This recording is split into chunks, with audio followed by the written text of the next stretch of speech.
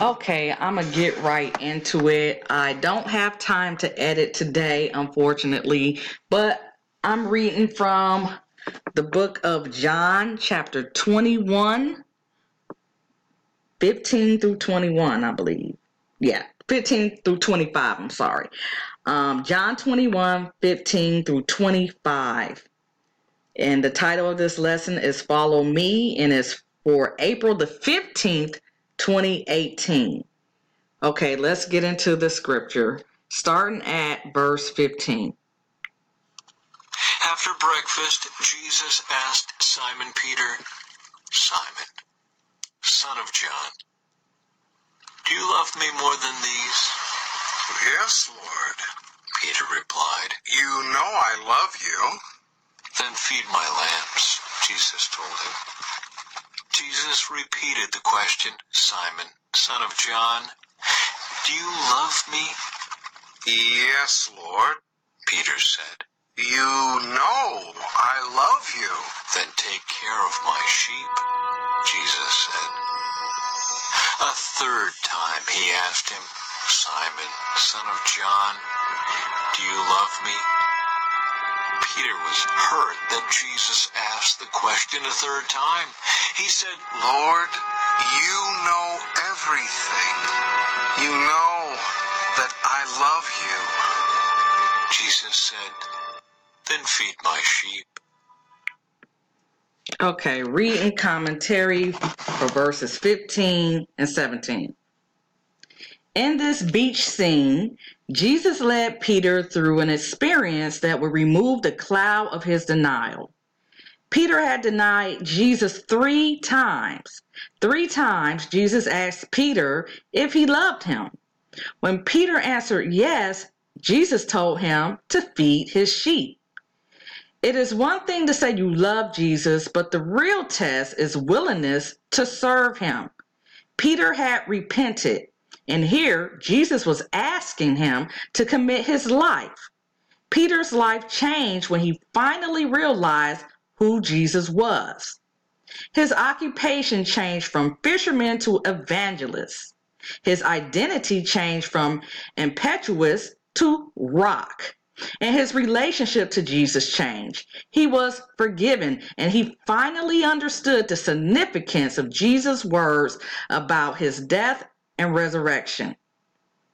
Jesus asked Peter 3 times if he loved him. The first time Jesus said, "Do you love?" Greek, agape, volitional, self-sacrificial love, me more than these. The second time Jesus focused on Peter alone and still used the word translated into Greek agape.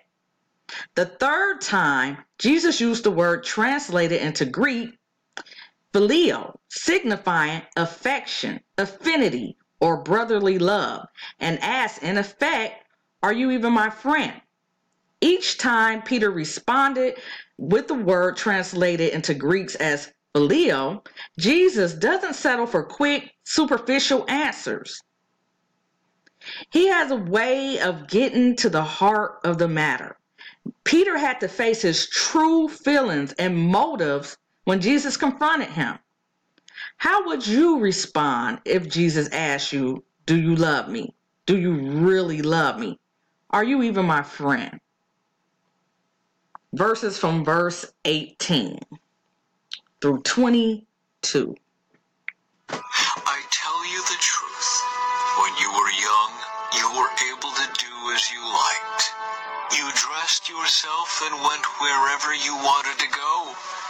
But when you are old, you will stretch out your hands, and others will dress you and take you where you don't want to go." Jesus said this to let him know by what kind of death he would glorify God. Then Jesus told him, "Follow me." Peter turned around and saw behind them the disciple Jesus loved, the one who had leaned over to Jesus during supper and asked, "Lord, who will betray you?" Peter asked Jesus, "What about him, Lord?" Jesus replied, "If I want him to remain alive until I return, what is that to you? for you, follow me. Reading commentary from verses 18 through 19. This was a prediction of Peter's death by crucifixion. Tradition indicates that Peter was crucified for his faith upside down because he did not feel worthy of dying as his Lord did.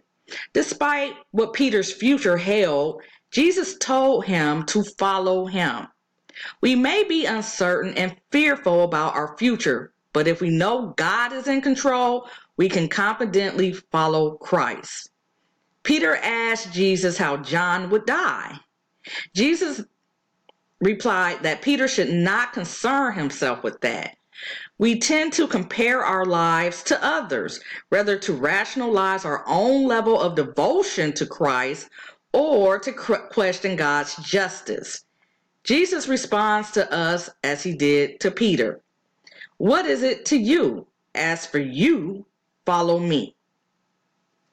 Scriptures from verse 23 through 25. 23 through 25.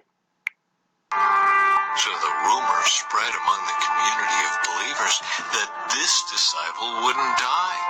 But that isn't what Jesus said at all.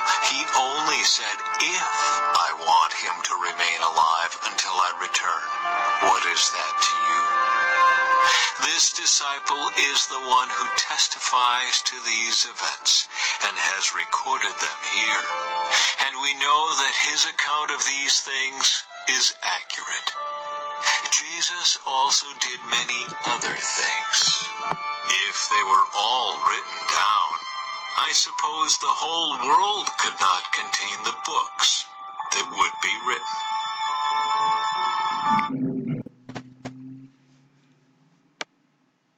Okay. Reading from commentary from verse 23 through 25.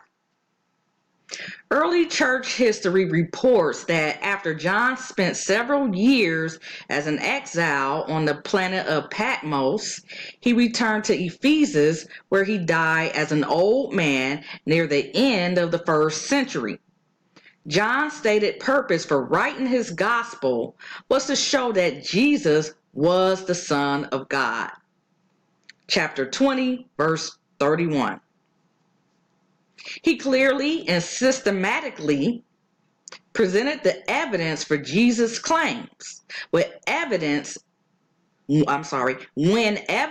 presented in the courtroom, those who hear it make a choice.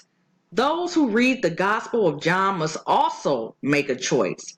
Is Jesus the Son of God or isn't he? You are the jury. The evidence has been clearly presented. You must decide. Read John's Gospel and believe. That concludes the Sunday school lesson. If you have gotten anything out of this lesson, please do not forget to comment, share, rate, and subscribe. And I will see you on the next one.